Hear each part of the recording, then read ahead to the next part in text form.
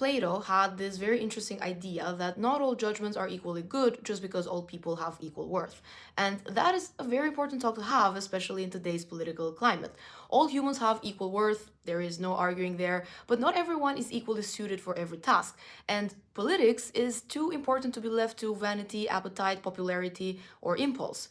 What is attractive in Plato's way of thinking is that he wanted society to discover aptitude rather than just inherit status. So, in that sense, there is something almost meritocratic in the way that he was thinking. He was pushing for the idea that the shoemaker should not rule just because he wants to rule, and a fool should not govern just because he can win applause.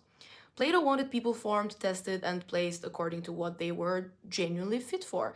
And this way of thinking scratches a very deep human intuition, the intuition that status should be a reflection of competence. He was one of the few thinkers who was willing to ask a question that a lot of modern people sometimes avoid out of discomfort. That question would be, what if a functioning society cannot be built on the flattery of sameness? What if justice does not mean pretending that everyone is equally equipped for every role, but rather creating a structure in which each person can rise into the place that they are most suited for? And there is something, I think that there is something really solid in that vision, because in this case, in the case of politics, it also treats politics as responsibility.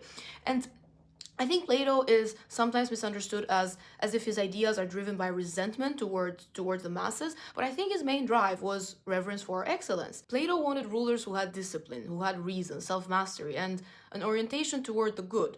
He really believed that power should go to those that are most capable of carrying that power and carrying its weight without being corrupted by it, not to just whoever wanted it the most or whoever had the right connections to get there. And I think in a world where public life is so often shaped by spectacle, short-term emotion, and the manipulation of crowds, that ideal still lands with a lot of force.